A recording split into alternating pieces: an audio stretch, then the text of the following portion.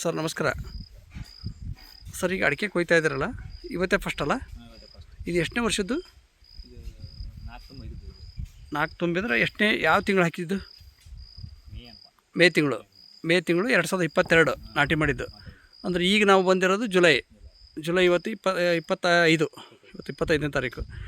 4ನೇ ವರ್ಷಕ್ಕೆ ಇಷ್ಟು ಬೆಳೆ ಬರೋಕ್ಕೆ ಸಾಧ್ಯತೆ ಐತಾ ತಮ್ಮ? ನಿಮಗೆ ಎಲ್ಲರೂ ನೋಡಿದ್ರೆ 4 ವರ್ಷಕ್ಕೆ ಇವತ್ತು ಕಟಿಂಗ್ ಮಾಡ್ತಾ ಇದ್ದೀರಲ್ಲ, 4 ವರ್ಷ ಅಂತಾರೆ ಇವರು. ನನಗೆ ಹಾಂ ಇವ್ರು 4 ವರ್ಷ ಆಗೈತಾ 5 ವರ್ಷ ಆಗೈತಾ? ಆದರೆ ನೀವು ಪ್ರತಿ ವರ್ಷ ನೀವೇ ಕಟಿಂಗ್ ಮಾಡ್ತಾರಲ್ಲ ಇದನ್ನ? ಈಗ ನೀವು ನೋಡಿರಲ್ಲ ಆಲ್ರೆಡಿ ಇದನ್ನು, ಯಾಕಂದ್ರೆ ಮೇಲಿಂದ ಅದು ಕಟಿಂಗ್ ಮಾಡೋಕ್ಕೆ ಬಂದಿರ್ತಿದ್ರಲ್ಲ, ಅವಾಗ ಹಚ್ಚಿದ ಲೆಕ್ಕ ಹಾಕಿದರೆ 4 ವರ್ಷಕ್ಕೆ ಬೆಳೆ ಬಂದತಿ ಅಂತಾರೆ. ಹಿಂದಿನ ವರ್ಷವೂ ಸಿಕ್ಕಿತ್ತಂತ ಆಲ್ರೆಡಿ. ಹೌದಾ? ಹಾಂ, ಮತ್ತು ಆ ಲೆಕ್ಕದಲ್ಲಿ ಹೋದರೆ ಭಾಳ ಅದ್ಭುತ. ಬೇರೆ ಕಡೆ ನೀವು ಹೋಗಿರಲ್ಲ, ಈ ಥರ ಬೆಳೆ ಐತಾ? ಹಾಂ, ಚೆನ್ನಾಗಿತ್ತಲ್ಲ. ಓಕೆ ಸರ್, ಈಗ ಅಂದಾಜು 4ನೇ ವರ್ಷ ಕಟಿಂಗ್ ಮಾಡಿ ಅಂದರೆ ಹಚ್ಚಿ 4ನೇ ವರ್ಷ ಅಂತೀರಿ, 3ನೇ ವರ್ಷಕ್ಕೆ ನಿಮಗೆ ಬೆಳೆ ಸಿಕ್ಕತ್ತೆ ಆಲ್ರೆಡಿ. ಎಷ್ಟು ಕ್ವಿಂಟಲ್ ಬಂದಿತ್ತು ಹೋದ ವರ್ಷ? 2 ರಿಂದ 3 ಕ್ವಿಂಟಲ್ ಸಿಕ್ಕಿತ್ತು. ಈ ವರ್ಷ ಅಂದಾಜು ಒಂದು ಗಿಡದಲ್ಲೇ ಅಂದಾಜು ಗೊನೆಗಳ ಸಂಖ್ಯೆ ಎಷ್ಟಿರ್ಬೋದು? 4 ತನಕ 4-5 ಮಿನಿಮಮ್ ಇದಾವೆ. ಒಂದು 4 ಅಂತೂ ಅವರೇ ಸಿಗ್ತಾವೆ. ಈಗ ಭಾಳ ಜನ ರೈತರ ತಪ್ಪು ಕಲ್ಪನೆ ಏನಂದರೆ 6 ವರ್ಷ 7 ವರ್ಷ ತನಕ ಕಾಯಿ ಸಿಗಲ್ಲ ಅಂತ. ಅಂದರೆ ಅಡಿಕೆ ನಿಲ್ಲಲ್ಲ, ಬಿಡಲ್ಲ, ಅದು ಹಾಳು ನಿಲ್ಲಲ್ಲ ಅಂತಾರೆ.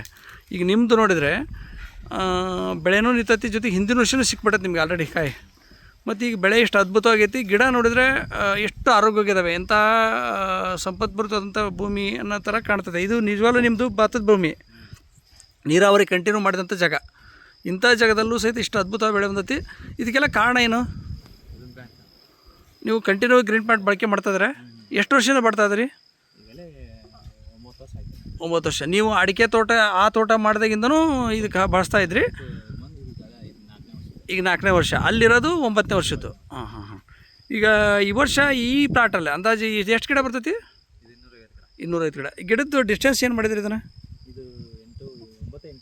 8-9. ಹಾಂ 8-9 ಇದೆ. ಇದು 9 ಐತಿ. ಹಿಂಗೆ ಅಡ್ಡ 8.5 ಐತಾ? 8.5 8.5 ಮತ್ತು 9 ಆ ಥರ. ಹಾಂ ಸರಿ. ಟೋಟಲು ಈಗ ಅವರೇಜು ಏನು ಇಳುವರಿ ನಿರೀಕ್ಷೆ ಮಾಡ್ತಾರೆ ಈಗ ಇಲ್ಲಿ?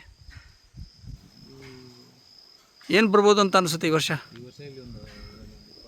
ಯಾಕಂದರೆ ಈ ವರ್ಷದ ಕ್ಲೈಮೇಟು ಭಾಳ ಕಡೆ ಹೆವಿ ಟೆಂಪ್ರೇಚರ್ ಆಗಿ ನೀರಿನ ತೊಂದರೆಗಳು ಬಂದು, ಬಿಸಿಲು ಭಾಳ ಆಗಿ ಏನೇ ಮೆಡಿಸಿನ್ ಮಾಡಿದ್ರು, ಏನೇ ಹಾಕ್ತವೆ ಅಂದ್ರೂ ವಾತಾವರಣ ನಮಗೆ ಪ್ರತಿಕೂಲ ಆಗಿರೋದ್ರಿಂದ ಭಾಳ ತೊಂದರೆಗಳು ಅನುಭವಿಸ್ತಾರೆ ರೈತರು.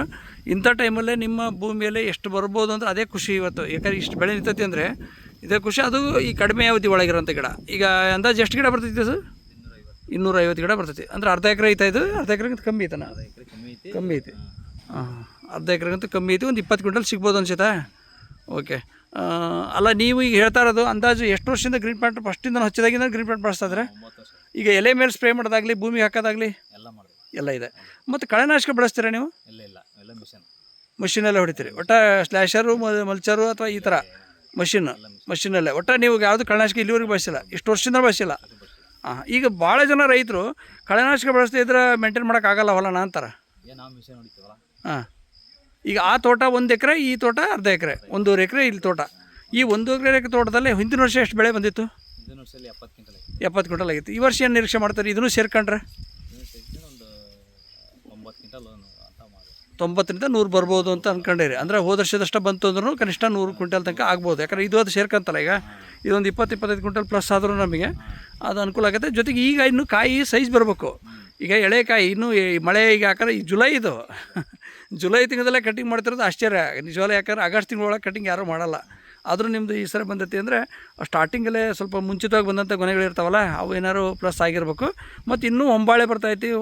ಜೊತೆಗೆ ಮೇಲೆ ಗರ್ಭನೂ ಅಷ್ಟೇ ಟಾಪ್ ಇದೆ, ಗಿಡ ಅಷ್ಟೇ ಆರೋಗ್ಯವಾಗಿದೆ. ಮುಂದಿನ ವರ್ಷದ್ದು ಇನ್ನೂ ಚೆನ್ನಾಗಿ ಬೆಳೆ ಬರುತ್ತೆ ಅಂತ ಅನಿಸುತ್ತೆ. ನೋಡೋಣ ಸ್ಟೆಪ್ ಬೈ ಸ್ಟೆಪ್ ಮತ್ತೆ ವೀಡಿಯೋಗಳು ಮಾಡೋಣ. ನೀವು ಹೇಳ್ತಾರಂಥ ವಿಚಾರ 100% ಸತ್ಯನಾ? ಸತ್ಯ ಐತಲ್ಲ? Thank you. ಹಾಗೇನಾದ್ರು ಇದ್ದರೆ ನಾನು ನಿಮ್ಮ ಜೊತೆ ಕಾನ್ಫರೆನ್ಸ್ ತೊಗೊಂಡು ರೈತರ ಜೊತೆ ಮಾತಾಡ್ತೀನಿ. ಯಾರು ಅನುಮಾನ ಇದ್ದಂಥ ರೈತರು ಡೈರೆಕ್ಟಾಗಿ ನನ್ನ ಜೊತೆ ಮಾತಾಡಿದರೆ ನಿಮ್ಮ ನಂಬರನ್ನು ಇಲ್ಲಿ ಡೈರೆಕ್ಟಾಗಿ ಕೊಡಲ್ಲ, ನಾನು ವಿಡಿಯೋ ಮೂಲಕ ಹೇಳಿರ್ತೀನಿ. ನನಗೆ ಕಾಲ್ ಮಾಡಿದರೆ ಡೈರೆಕ್ಟಾಗಿ ಅವ್ರ ಜೊತೆ ಮಾತಾಡ್ತೀನಿ. ನಮಸ್ಕಾರ.